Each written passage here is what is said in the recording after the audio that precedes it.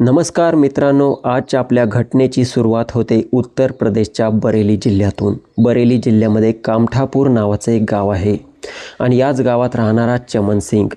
चमन सिंग हा पेशाने एक हलवाई असतो आणि गावाबाहेरच त्याची हलवाईची दुकान असते। चमन सिंगने या दुकानमधून भरपूर सारा पैसा कमावलेला असतो आणि गावामध्ये याची दुकान खूप चांगल्या प्रकारे चालत असते। चमन सिंगकडे भरपूर साऱ्या महिला देखील मिठाई घेण्यासाठी येत असायच्या आणि हा चमन सिंग त्या महिलांवरती वाईट नजर ठेवत असायचा। चमन सिंग याच संधीच्या शोधात असायचा की कोणती महिला आपल्याला पटते आणि त्या महिलेसोबत आपण वेळ घालवतो। अशा प्रकारे या चमन सिंगचा स्वभाव होता। चमन सिंगच्या कुटुंबामध्ये त्याची धर्मपत्नी होती जिचं नाव होतं कावेरी। कावेरी हिला खूप सजण्या सवरण्याचा शौक होता आणि हिला चांगले कपडे खरेदी करण्याचा देखील शौक होता। मात्र कावेरीचा पती चमन सिंग या कावेरीच्या बऱ्याच साऱ्या गोष्टी इग्नोर करत असायचा आणि कावेरीकडे चांगल्या प्रकारे लक्ष देखील देत नसायचा। कावेरीची आपल्या पतीकडून एकच डिमांड असायची की याने मला काहीतरी शॉपिंग करून द्यावी किंवा जी वस्तू पाहिजे असेल ती द्यावी। मात्र चमन सिंग आपल्या पत्नीला एकच बोलायचा की माझी फक्त एक दुकान आहे हलवाईची आणि त्या हलवाईच्या दुकानमधूनच घर कुटुंब चालवावं लागतं। चमन सिंगच्या कुटुंबामध्ये त्याची एक मोठी वहिनी असते जिचं नाव असतं आरती। आरती देवीचा पती 3 वर्षांपूर्वी मृत्यू झालेला असतो आणि आरती तेव्हापासून एकटी पडलेली असते। पती गेल्यानंतर देखील आरतीने दुसरे लग्न केले नव्हते, तर ती चमन सिंगच्याच घरामध्ये राहत होती। ती सर्व काही विसरून आपलं काम देखील करत होती।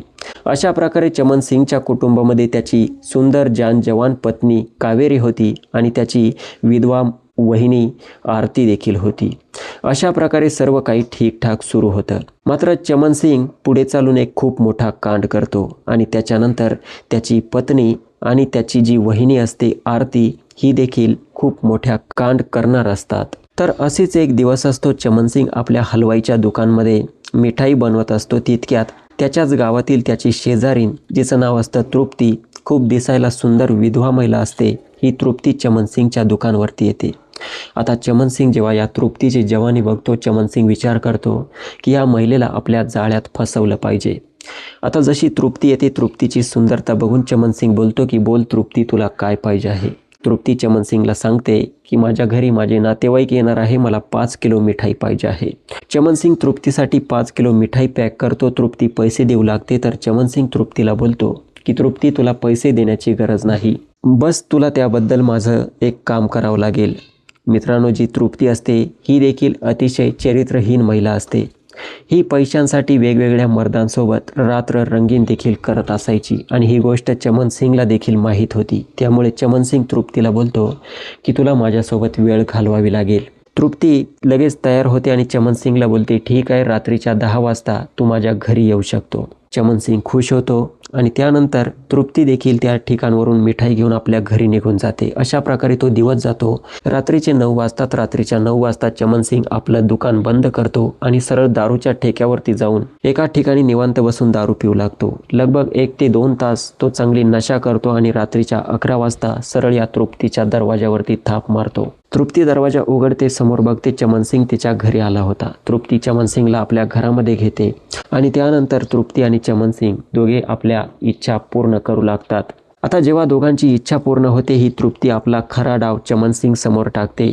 तृप्ती बोलते की तू माझ्यासोबत वेळ घालवली, मात्र मला पैशांची देखील गरज आहे। चमन सिंग बोलतो की माझ्याकडे आता सध्या पैसे नाहीये, कारण चमन सिंग खूप चिकट व्यक्ती असतो, त्याला बस फ्रीमध्ये मजा पाहिजे असते आणि पैसे द्यायच्या नावाने तो जीव काढत असतो।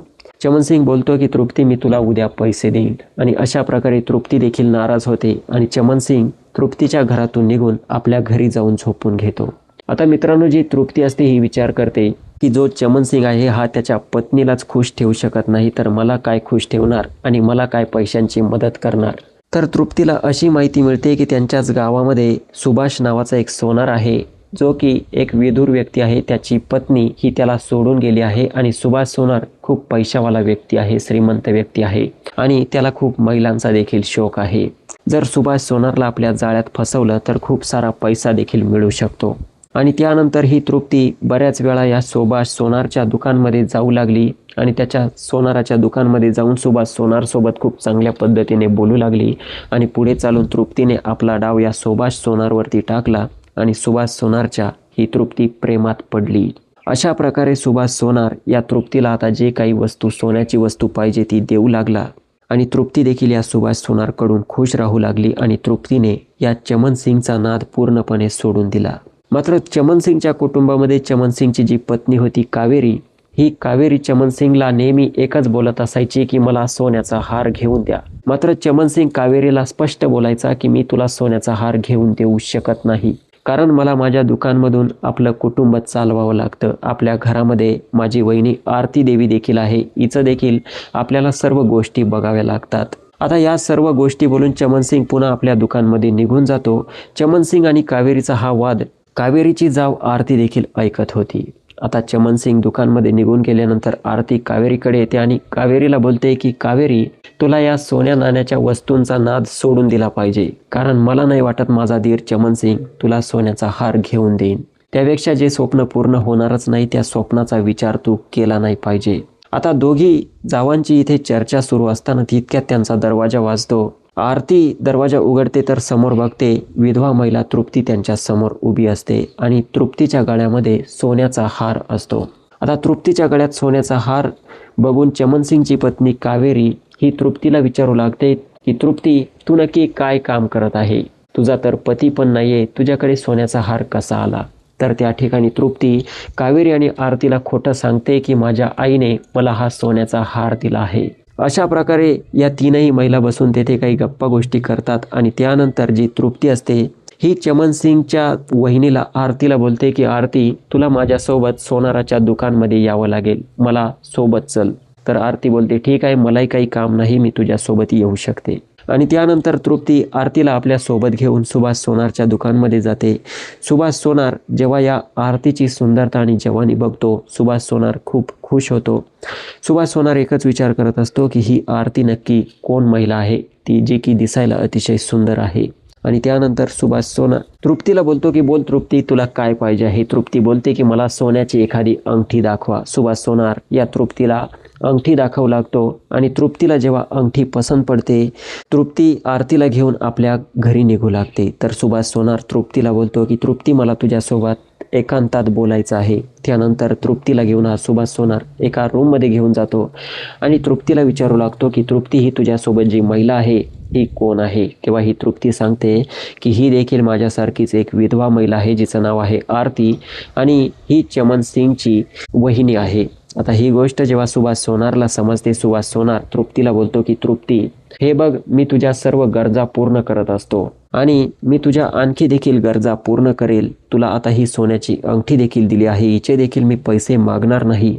बस तू या महिलेला आरतीला काही करून माझ्या अंथरुणापर्यंत घेऊन ये. तृप्ती सुभाष सोनारला बोलते, जर असं असेल तर काही काळजी करू नको, मी तुझ्यासाठी या आरतीला तुझ्यासाठी मनवेल. आणि ही गोष्ट ऐकून ही तृप्ती सुभाषकडून ती अंगठी फ्रीमध्ये घेऊन या आरतीला घेऊन बाहेर निघते.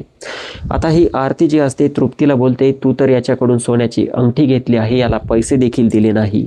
तृप्ती बोलते की काही हरकत नाही, हा सुभाष सोनार माझा प्रियकर आहे आणि हा माझ्यासोबत रात्रीच्या वेळी वेळ घालवत असतो आणि याबद्दल हा मला असेच सोन्याचे दागिने देत असतो. आता हे सर्व ऐकून जी आरती असते हिच्या पायाखालची जमीन सरकते. मात्र आरतीला तृप्तीचे हे सर्व बघून लालच देखील येतो. तिला लालच येते की तृप्ती इतकं सर्व सोनं नाणं कमवत आहे, बस सुभाष सोनार सोबत थोडा वेळ घालवते आणि तिला हे सर्व काही मिळतं, मला देखील मिळायला पाहिजे. त्यानंतर तृप्ती आरतीला बोलते की आरती, तू ठरवलं तर तुला देखील हे दागदागिने मिळतील. आरती बोलते की कसे मिळतील? तर तृप्ती बोलते, तुला देखील सुभाष सोनारच्या सोबत रात्रीच्या वेळी वेळ घालवावी लागेल. आरती बोलते ठीक आहे, मात्र मला सोन्याचे दागदागिने भेटतील का? तृप्ती बोलते की लगेच सुभाष सोनारकडे चल. आणि त्यानंतर तृप्ती आरतीला घेऊन सुभाष सोनारकडे येते आणि तृप्ती सुभाष सोनारला बोलते की आरतीने तुमच्या सर्व अटी शर्ती मंजूर केल्या आहे. सुभाष सोनार आरतीला बोलतो की ठीक आहे, रात्री 10-11 वाजता तुला माझ्या घरी यायचं आहे. आरती बोलते ठीक आहे, बस मला सोन्याचा एक हार तुम्ही दिला पाहिजे. आणि अशा प्रकारे ठरतं. आरती आणि तृप्ती त्या ठिकाणावरून आपल्या घरी निघून येतात आणि त्यानंतर असा तसा तो दिवस जातो, रात्र होते. रात्रीच्या वेळी कावेरी जी असते चमन सिंग आणि आरतीसाठी स्वयंपाक बनवते. तिघेही बसून त्या ठिकाणी जेवण करतात. चमन सिंग नशेमध्ये असतो. चमन सिंगला त्या ठिकाणी झोप लागते आणि नंतर कावेरी देखील झोपून जाते. आता लगभग रात्रीचे 10-11 वाजतात. आरतीला तर झोप आलेली नसते. आरती बघते तिचा दीर चमनसिंगही झोपलेला असतो आणि जाऊ कावेरी देखील झोपलेली असते. तर आरती दब्या पावलांनी त्या घरातून निघते आणि सरळ या सुभाष सोनारच्या घराकडे जाऊ लागते. रात्रीच्या 11-11:30 वाजेपर्यंत सुभाष सोनारच्या दरवाज्यावरती थाप मारते. सुभाष सोनार दरवाजा उघडतो, समोर बघतो जवान महिला आरती त्याच्या समोर उभी असते. सुभाष सोनार आरतीला आपल्या घराच्या आतमध्ये घेतो आणि त्यानंतर आरती आणि सुभाष सोनार दोघांच्या मर्जीने त्या ठिकाणी वाईट आणि घाणेरडं काम करू लागतात. आता जेव्हा सुभाष सोनारचं मन भरतं, आरती देखील खुश होते आणि त्यानंतर आरती सुभाष सोनारला बोलते की आता माझी इच्छा पूर्ण करा, मला सोन्याचा हार द्या. सुभाष सोनार बोलतो ठीक आहे, लगेच तू चॉईस कर. आणि सुभाष सोनार तिला 2-3 सोन्याचे हार दाखवतो. आरती एक हार चॉईस करते आणि सुभाष सोनार हसत हसत आरतीला एक सोन्याचा हार देऊन टाकतो. आरती खुश होऊन त्या ठिकाणावरून निघू लागते. मात्र सुभाष सोनार बोलतो की तुला आता मी जेव्हा कधी बोलवेल माझ्यासोबत वेळ घालवण्यासाठी रात्रीच्या वेळी यावं लागेल. आरती बोलते काही काळजी करू नको, तू जेव्हा बोलावशील मी येत जाईन. आरतीच्या देखील मनात असते की या सुभाष सोनारकडून मला अशा प्रकारे खूप सारे दागदागिने लुटता येईल आणि पैसे देखील लुटता येईल. अशा प्रकारे आरती आणि या सुभाष सोनारची ही प्रेम कहाणी सुरू झाली होती आणि याबद्दल आरतीच्या दीराला चमनसिंगला आणि जावाला कावेरीला कसली भनक नव्हती. मात्र आता जसा दुसरा दिवस उगवतो, या आरतीने सुभाष सोनारकडून घेतलेला सोन्याचा हार आपल्या गळ्यात घातलेला असतो आणि तिची जाव कावेरी बघते की तिच्या जावेच्या आरतीच्या गळ्यामध्ये सोन्याचा हार आहे. आता हे सर्व बघून कावेरी आरतीला विचारते की तुमच्या गळ्यामध्ये सोन्याचा हार कुठून आला? तर आरती बोलते काल मी तृप्तीसोबत सोनाराच्या दुकानात गेले होते, त्यावेळी माझ्या आईने माझ्या अकाउंटवरती पैसे मारले आणि त्या पैशांतूनच मी सोनाराकडून हार घेतला आहे. मात्र चमनसिंगची पत्नी कावेरी जी असते हिला कळून चुकते. कावेरी विचार करते की आपली जी जाव आहे ही विधवा आहे आणि ही वाईट मार्गाला लागली आहे. ही कदाचित धंदा करत आहे आणि मर्दांसोबत झोपून ही अशा प्रकारे दागदागिने घेत आहे. आता जी कावेरी असते हिने विचार केला होता की काही झालं तरी आपल्या जावेवरती लक्ष ठेवायचं की ही नक्की काय करते आणि कोणाकडे जाते. अशा प्रकारे तो दिवस जातो. रात्रीचे 11 वाजतात. 11 वाजता कावेरीचा पती चमनसिंग दारू पिऊन घरी येतो आणि गर्द झोपून जातो. कावेरी देखील त्याच्यासोबत रूममध्ये झोपून जाते. आरती आता अलगद उठते आणि दव्या पावलांनी आपल्या घरातून बाहेर पडते. मात्र कावेरी आज आरतीवरती लक्ष ठेवून असते. कावेरी देखील आरतीच्या मागावा करू लागते आणि आरती ही सरळ सुभाष सोनारच्या घरामध्ये जाऊन पोहोचते. तर कावेरी लपून आरतीला बघत असते. कावेरीला सर्व गोष्ट समजते की तिची जी जाव आहे आरती ही सुभाष सोनारसोबत वेळ घालवत आहे आणि सुभाष सोनार तिला हार देत आहे. हे सर्व कळल्यानंतर कावेरी देखील हा विचार करू लागते की मला देखील माझा पती माझ्या इच्छा पूर्ण करू शकणार नाही आणि मला देखील अशाच काहीतरी गोष्टी केल्या पाहिजे. हा विचार करून कावेरी निराश होऊन आपल्या घरी येते आणि तिकडे जी आरती असते कावेरीची जाव सुभाष सोनार सोबत पुन्हा आपली वेळ घालवते. दोघेही त्यांची रात्र रंगीन करतात आणि त्यानंतर सुभाष सोनार आणि आरती दोघे जेव्हा खुश होतात, आरती पुन्हा आपल्या घरी निघून येते. तर अशा प्रकारे मित्रांनो हे सर्व काही सुरू होतं. चमनसिंगला माहीत नव्हतं की त्याची जी वहिनी आहे आरती ही नक्की काय काम करत आहे आणि त्याची पत्नी देखील पुढे मोठा कांड करणार असते. याबाबत चमनसिंगला कसली माहिती नसते. असेच दिवस जात होते. जी चमनसिंगची वहिनी होती आरती ही सुभाष सोनार सोबत नेहमी आपलं तोंड काळं करत होती आणि जी चमनसिंगची पत्नी होती कावेरी ही नेहमी आरतीला त्या सुभाष सोनारकडे जाताना बघत होती. मात्र कावेरी ही आरतीला काही बोलत नव्हती. असेच दिवस जात होते. एक तारीख येते 15 मे 2026चा दिवस असतो. जी आरती असते आपल्या जावाला कावेरीला बोलते की कावेरी मला शहरामध्ये कपडे खरेदी करण्यासाठी जायचे आहे, तू घरातील कामे करशील का? कावेरी बोलते काही काळजी करू नको, तू जा, मी घरातील सर्व काही बघून घेईन. चमनसिंग आपल्या दुकानमध्ये गेलेला असतो. आरती देखील शहरामध्ये निघून जाते आणि कावेरी ही घरामध्ये हाच विचार करत बसते की तिची जी जाव आहे आरती ही खूप मजा करत आहे आणि सुभाष सोनारकडे ही वेळ घालवते आणि सुभाष सोनार खुश होऊन तिला दागदागिने देत असतो. हाच विचार करत असताना या कावेरीचा दरवाजा वाजवतो. कावेरी दरवाजा उघडते, समोर बघते तर चमनसिंग तिच्या घरासमोर येऊन उभा असतो. आता चमनसिंग घरामध्ये बघतो तर हा कावेरीला विचारतो की तुझी जाव आरती कुठे गेली? तर कावेरी सांगते की आरती शहरामध्ये गेली आहे, मात्र तुम्ही माझ्या घराच्या आतमध्ये या. चमनसिंग बोलतो जर आरती शहरामध्ये गेली आहे तर मी येथून जातो. कावेरी बोलते की माझं तुमच्याकडे महत्त्वाचं काम आहे, तुम्ही घरामध्ये या. त्यानंतर कावेरी चमनसिंगला घराच्या आतमध्ये घेते, दरवाजा बंद करून घेते आणि चमनसिंगला बोलते की मला माहीत आहे तुम्ही माझ्या जावासोबत आरतीसोबत काय काम करत आहे आणि मला सर्व गोष्ट समजली आहे.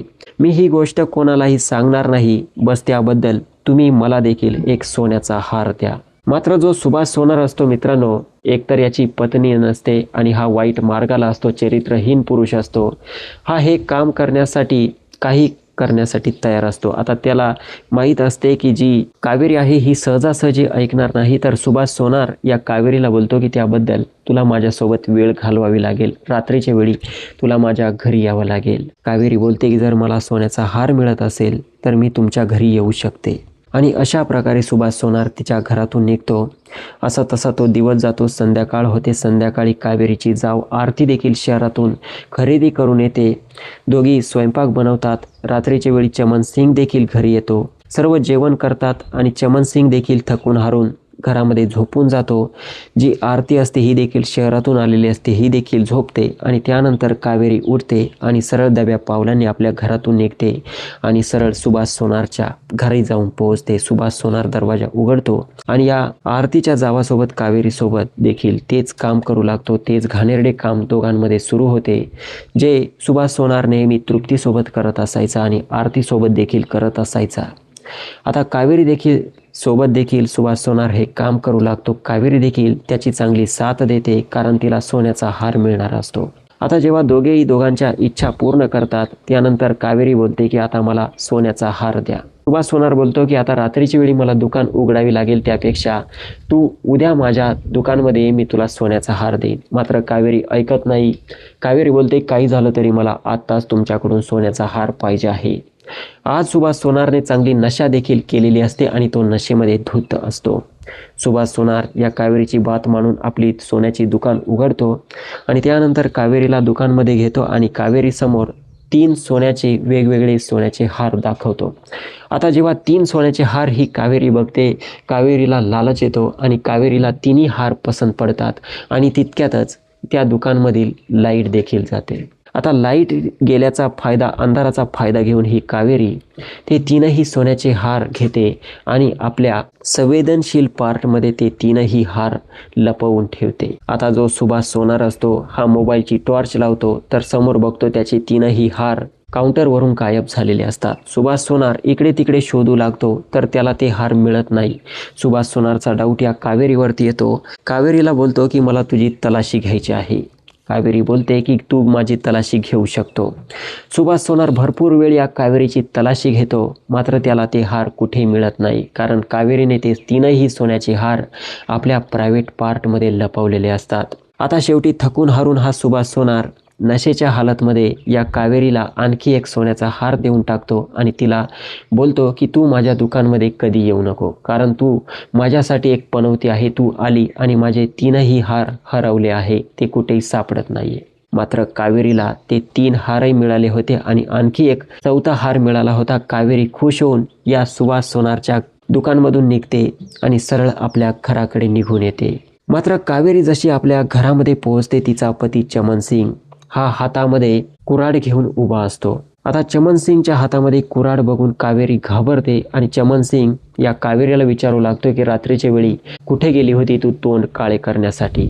कावेरी खूप घाबरते. पहिल्यांदा ती चमनसिंगला बोलते की मी मैत्रिणीकडे गेले होते, इकडे गेले होते, तिकडे गेले होते. मात्र चमनसिंग जेव्हा तिला कुऱ्हाडीचा धाक दाखवतो, तेव्हा कावेरी आपली सर्व कहाणी सांगू लागते. कावेरी सांगते की माझी जी जाव आहे तुमची वहिनी आरती, ही सुभाष सोनारसोबत वेळ घालवत होती आणि सुभाष सोनारकडून दागदागिने लुटत होती. मला देखील तिचे दागदागिने बघून लालच येतो आणि तुम्हाला देखील मी बऱ्याच वेळा दागिना मागितला, मात्र तुम्ही दिला नाही, म्हणून माझी चूक झाली. मी या सुभाष सोनारकडे गेले, त्याच्यासोबत वेळ घालवली आणि त्याच्याकडून सोन्याचा हार घेतला आहे. आता सुभाष सोनार जेव्हा ऐकतो, त्याची वहिनी देखील त्या सुभाष सोनारसोबत वेळ घालवते, तोंड काळं करते आणि त्याची पत्नी देखील सुभाष सोनारकडून तोंड काळं करून आली आहे. त्याला भयंकर राग येतो आणि रागाच्या भरात हा आपल्या पत्नीच्या अंगावरती असंख्य त्या कुऱ्हाडीने वार करतो. त्याची पत्नी ओरडत त्या ठिकाणी पडते आणि हे सर्व दृश्य बघून चमन सिंगची जी वहिनी असते आरती ही देखील त्या ठिकाणी किंचाळू लागते. किंचाळत ती घराच्या बाहेर पडते. मात्र चमन सिंगला आपल्या वहिनीचा आरतीचा देखील राग आलेला असतो. चमन सिंग पळतच या आरतीला घराच्या अंगणामध्ये गाडतो आणि अंगणामध्येच या आरतीच्या देखील अंगावरती असंख्य वार करण्यात येतात. आरती देखील त्या ठिकाणी खाली पडते आणि आरतीचा देखील मृत्यू होतो. एवढं सर्व होत असताना शेजारी पाजाऱ्यांच्या त्या ठिकाणी गर्दी जमते आणि या गर्दीमधून पोलिसांना देखील माहिती देण्यात येते. पोलीस देखील घटनास्थळी दाखल होतात आणि कावेरी आणि आरतीचा मृतदेह ताब्यात घेण्यात येतो आणि चमन सिंगला चमन सिंगच्या हलवाईच्या दुकानमधून अटक करण्यात येते. पोलीस स्टेशनला घेऊन जाण्यात येते आणि चमन सिंगला विचारण्यात येतं की तू तुझी पत्नी आणि तुझ्या वहिनीसोबत असं का केलं. तेव्हा चमन सिंग सांगतो की माझी वहिनी आणि माझी पत्नी या वाईट मार्गाला गेल्या होत्या. या गावातील सुभाष सोनारसोबत आपल्या वेळ घालवत होत्या. त्यामुळे मला सहन झाले नाही आणि मी यांची दोघींची हत्या करून टाकली. आता पोलीस चमन सिंग विरुद्ध चार्जशीट तयार करण्यात येतात आणि त्याच्या विरुद्ध कानूनी कारवाई सुरू होते. मात्र मित्रांनो, मला सांगा, सुभाष सोनारने आपली पत्नी कावेरी आणि आपली वहिनी आरतीसोबत जे केले ते योग्य होते की अयोग्य होते? आपले मत कमेंट सेक्शनमध्ये मांडू शकता. बाकी या व्हिडिओचा माझा उद्देश कोणाचंही मन दुखावणे नाही, तर आपणास जागरूक करण्याचा आहे. व्हिडिओ आवडला असेल तर लाईक करा आणि अशाच इंटरेस्टिंग क्राईम स्टोरी नेहमी ऐकत राहण्यासाठी स्टोरी मराठी चॅनलला सबस्क्राईब करा. पुन्हा भेटूया अशाच इंटरेस्टिंग क्राईम स्टोरीसह. धन्यवाद.